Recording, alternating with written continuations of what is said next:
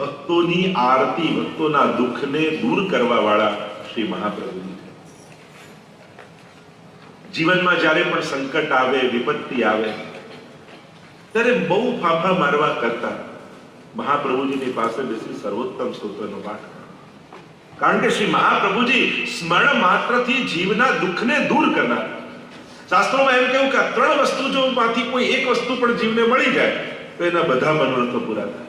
તો વૈષ્ણવ તો એવા ભાગ્યશાળી છે કે આ ત્રણેય વસ્તુ એમની પાસે. શાસ્ત્રોમાં ત્રણ વસ્તુ બતાવી. એક કલ્પ વૃક્ષ, સ્વર્ગમાં કલ્પ વૃક્ષ હોય કે એની પાસે બેસી જે વિચારો બધું જ પૂરું થાય. બીજું કહ્યું કામધેનુ, કામધેનુ જો ઋષિ પાસે હોય જે ઈચ્છે પૂરું કરે. ત્રીજું કહ્યું ચિંતામણી, એવો મણી આવે કે એની પાસે જે વિચારો એ પૂરું થાય. તો વૈષ્ણવ પાસે તો ત્રણેય છે.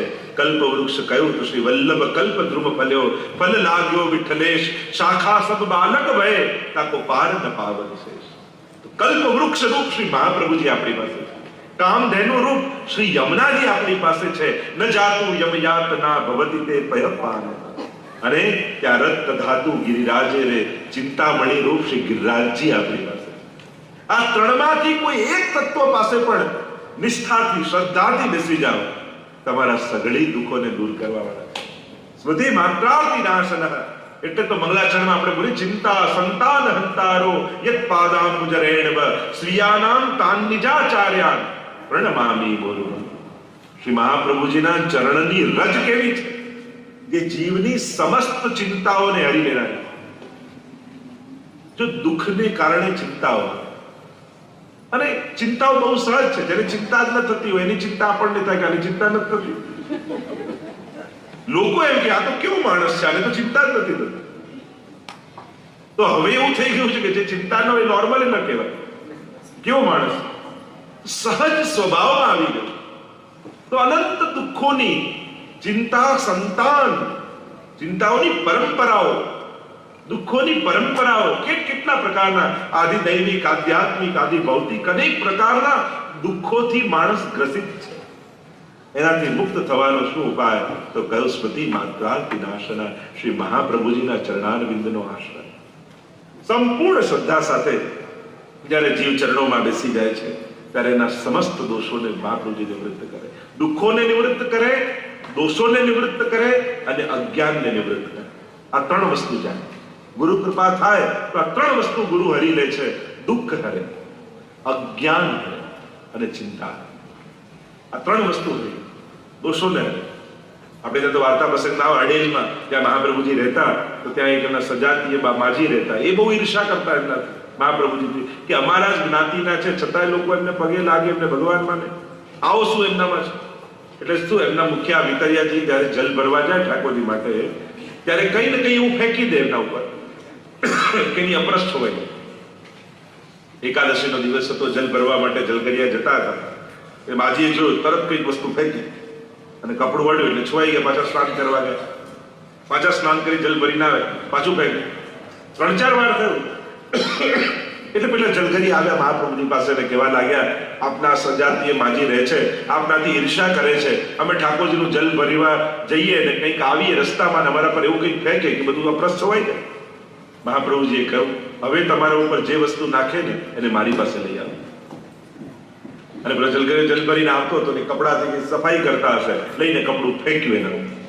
અને પેલો ગુસ્સે થયો, પણ મહાપ્રભુના વચન યાદ આવ્યા કે જે નાખે મારી પાસે લઈ આવજો. કપડું લઈને ગયો, મહાપ્રભુ પાસે બતાવ્યું, જો આ હમણાં પર નાખ્યું, અપરસ જોવાય નહીં, ફરી અપરસ કરવા જવું પડશે. મહાપ્રભુજી કહ્યું, લાવ મને આપ. અને કપડું લીધું. મહાપ્રભુજીએ પલાળ્યું, જલમાં કોરું કર્યું, એની દિવેટ બનાવી કોડિયામાં ઘી ભર્યું અને ઠાકોરજી આગળ એનો દીપક પ્રગટાવ્યો. અને અહીંયા કપડું બળવા લાગ્યું, એની સાથે સાથે માજીના હૃદયમાં રહેલા દોષો બળવા લાગ્યા. અને જ્યાં આખી દિવેટ બળી ત્યાં માજીનું અંતઃકરણ પવિત્ર થઈ ગયું, પોતાની ભૂલોનું ભાન થયું, મહાપ્રભુજીના સ્વરૂપનું જ્ઞાન થયું. દોડતા આવ્યા અને મહાપ્રભુજીના ચરણોમાં પડીને કહ્યું, મારો સ્વીકાર કરો, મને બ્રહ્મ સંબંધ આપીને આપના શરણે નહીં. તો મહાપ્રભુજી દોષોને બાળનારા છે, અજ્ઞાનને બાળનારા છે, દુઃખોને બાળનારા છે. ગુરુ કૃપા થાય તો આ ત્રણેય વસ્તુ હરી જાય. અનેક પ્રસંગો આપણે વાર્તા સાહિત્યમાં પણ જોઈએ, કેવા કેવા દુઃખ લઈને જીવો શરણે આવ્યા અને મહાપ્રભુજીની કૃપાથી સમસ્ત દુઃખોથી નિવૃત્ત થયા. આમ ભક્તોની આરતીને હરનારા શ્રી મહાપ્રભુજી છે અને એવા શ્રી મહાપ્રભુજીને આપણે વંદન કરીએ. શ્રી વલ્લભાધીશ કી. આગળ નામ આપતા શ્રી ગુસાઈજી પ્રભુચરણ કહે, શ્રી ભાગવત ગૂઢાર્થ પ્રકાશન પરાયણાય નમઃ.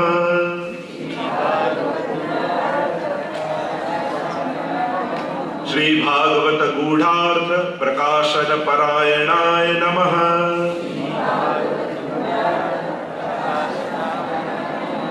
શ્રી ભાગવત ગૂઢાર્થ પ્રકાશન પરાયણાય નમઃ.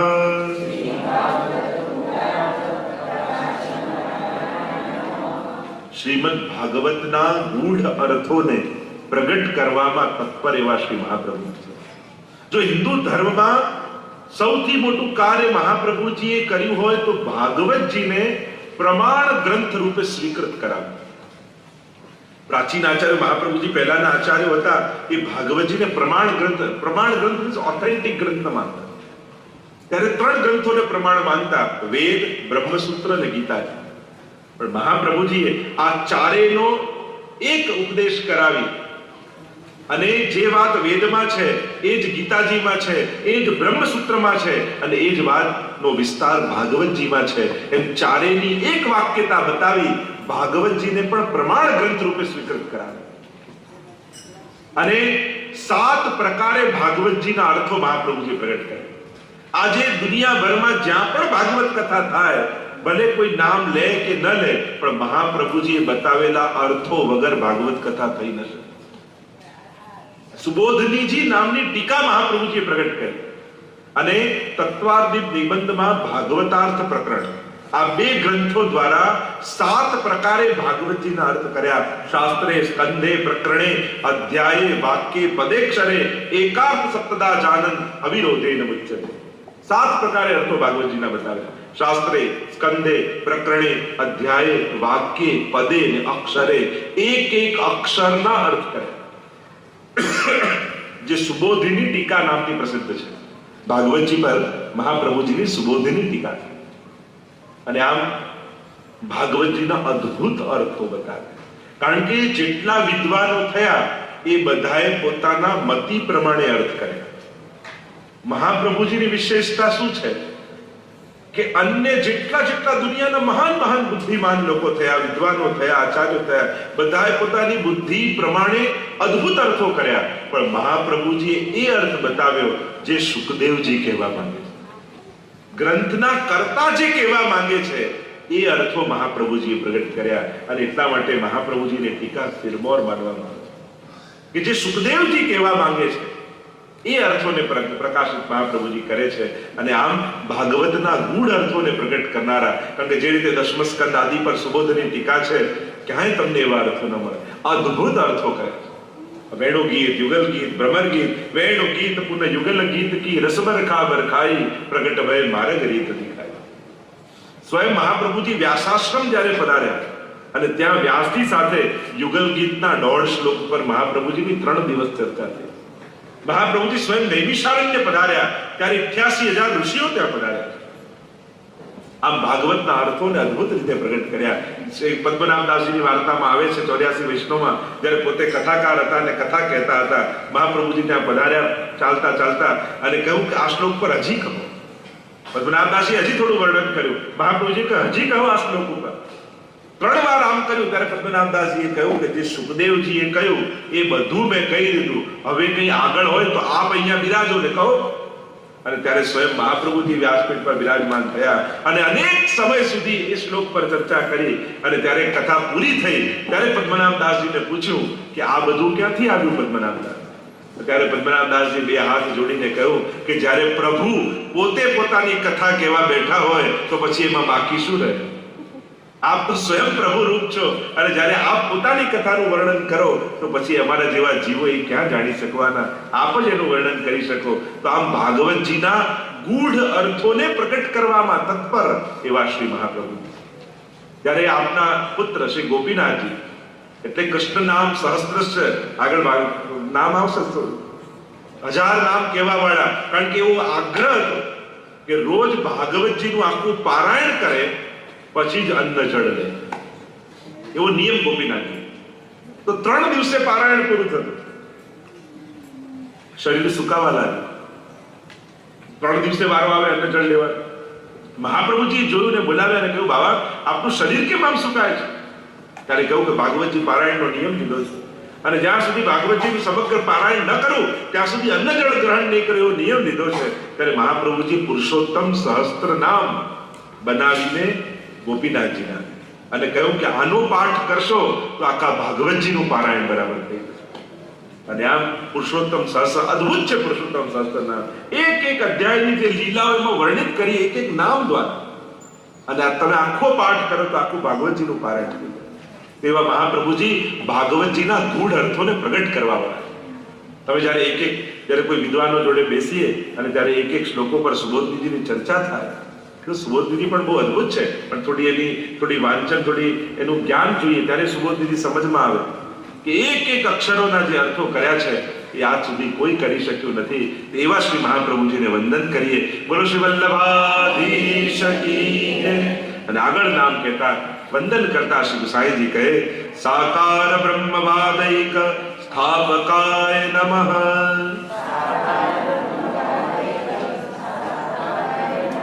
સાકાર બ્રહ્મવાદૈક સ્થાપકાય નમઃ. સાકાર બ્રહ્મવાદૈક સ્થાપકાય નમઃ.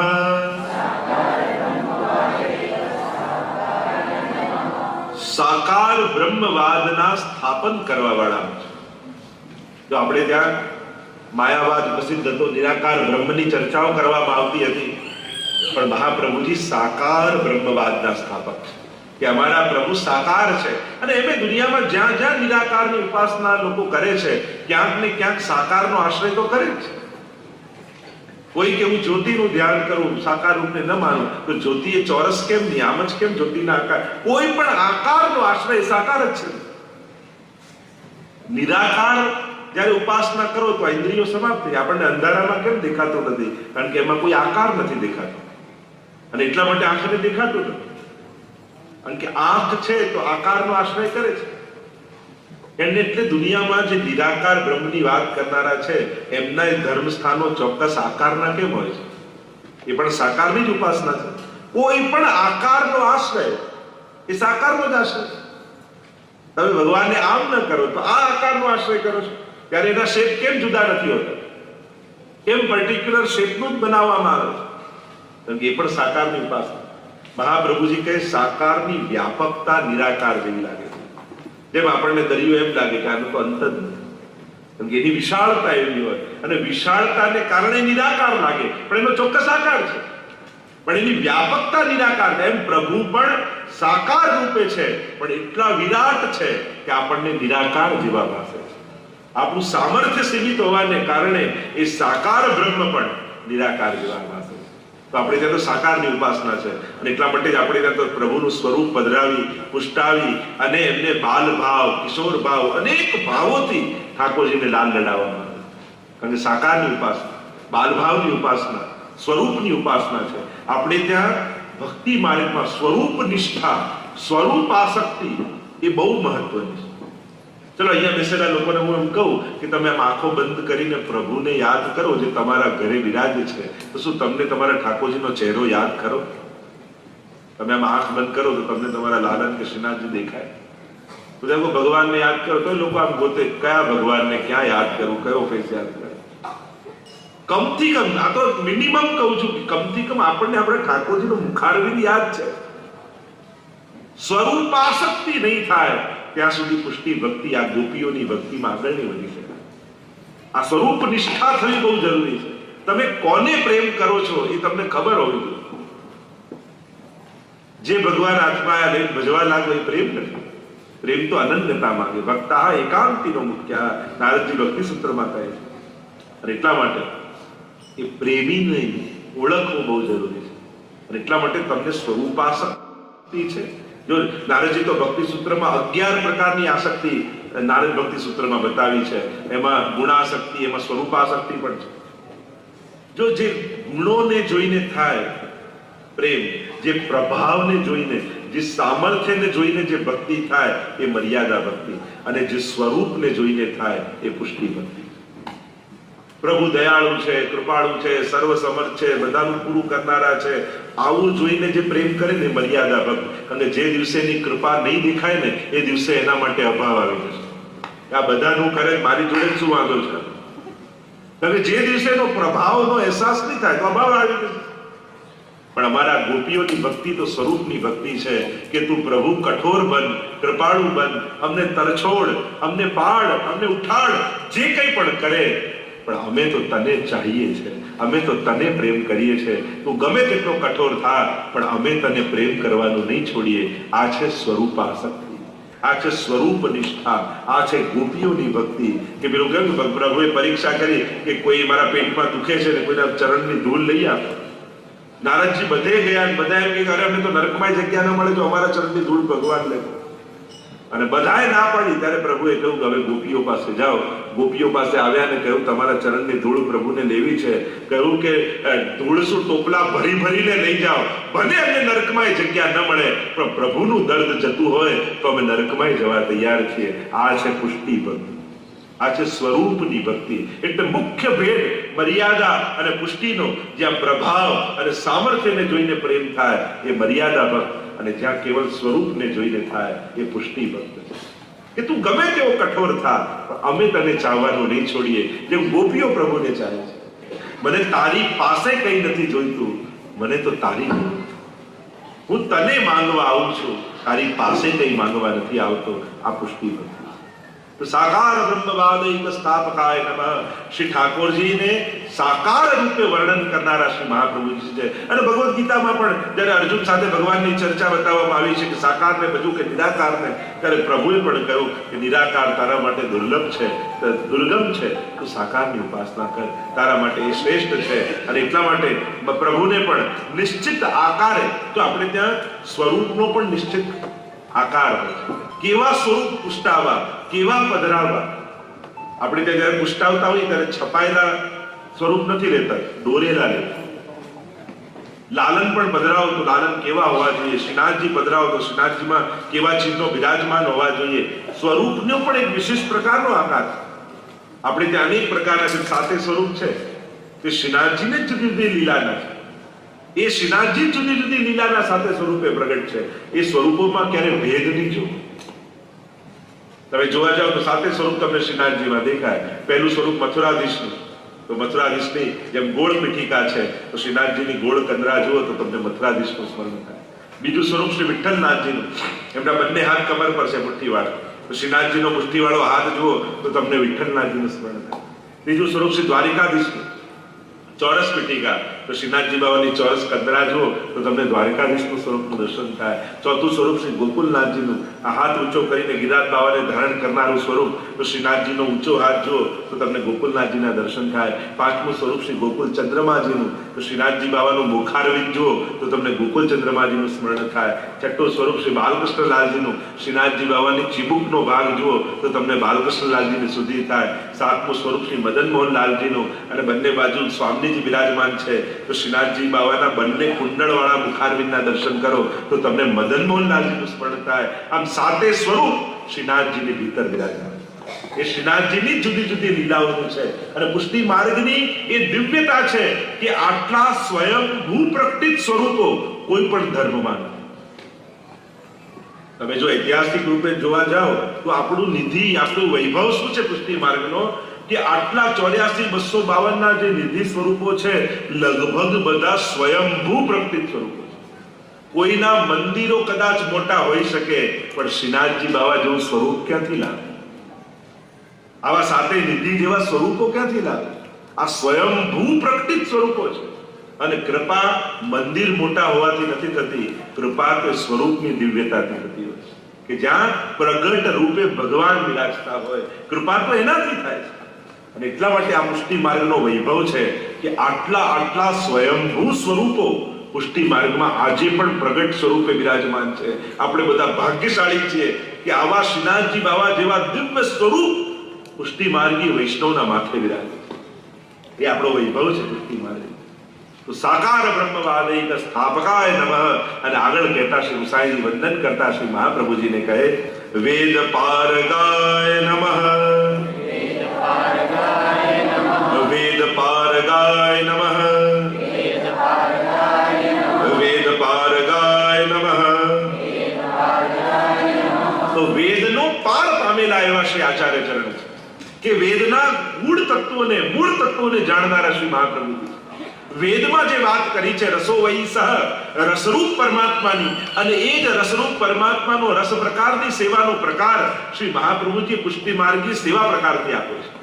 તો વેદનો જ સાર અને નિગમ કલ્પ તરોર ગલિતમ ફલમ સુખમુખાદ અમૃતદ્રવ સંયુતમ પીબત ભાગવતમ રસમાલયમ મૂરહો રસિકા ભુવિ ભાવુકા. જે ભાગવતજીમાં કહ્યું કે વેદ રૂપી વૃક્ષ ઉપર લાગેલું ગલિત ફલ એ ભાગવતજી છે. અને એ ભાગવતજી ભાગવત સુધા રસ મત કે અપનો પંથ જતાયો. અને એ જ ભાગવતજીનું મંથન કરી જે સાર રૂપે આપ્યું મહાપ્રભુજીએ આપણો સેવા પ્રકાર એ ભાગવતજીનો સાર છે.